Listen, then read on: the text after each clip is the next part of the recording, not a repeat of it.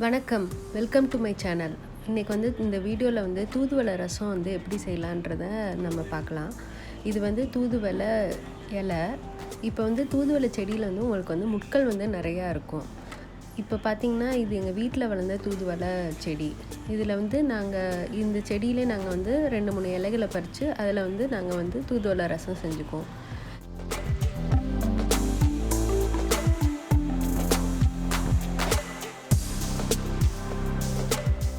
இப்போ ரசத்துக்கு தேவையான பொருட்கள் பார்த்திங்கன்னா மிளகு, சீரகம், அப்புறம் கருவேப்பிலையை நாங்கள் பொடி பண்ணி வச்சுருக்கோம்.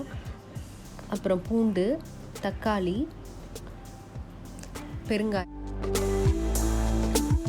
இப்போ நான் மிக்ஸி ஜாரில் தக்காளி, தூதுவளை இலை, அப்புறம் கருவேப்பிலை பவுடர், மிளகு, சீரகம், மஞ்சப்பொடி 1 ஸ்பூன், வரமிளகா, இது எல்லாமே போட்டு நான் நல்லா பிளெண்ட் பண்ணிடுறேன். 1 ஸ்பூன் மிளகாப்பொடி தேவைன்னா கூட நீங்கள் போட்டுக்கலாம். இப்போ புளி தண்ணியில் நான் இந்த அரைச்சி வச்சதை நான் கலந்துடுறேன். இந்த தாளிக்க நான் நெய் யூஸ் பண்ணியிருக்கேன்.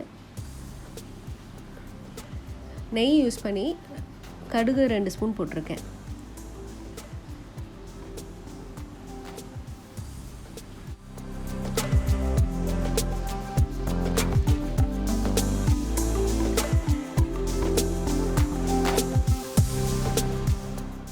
இப்போ நான் ரசத்தை நல்லா ஊற்றிட்டேன். ஸோ ரசம் நல்லா கொதிக்கிற அளவுக்கு ஒரு 15 நிமிஷம் நல்லா வெயிட் பண்ணுங்கள்.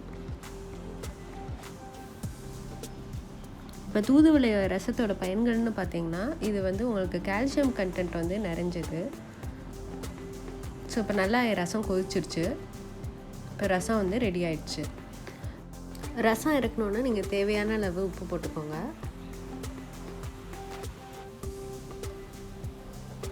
நன்றி.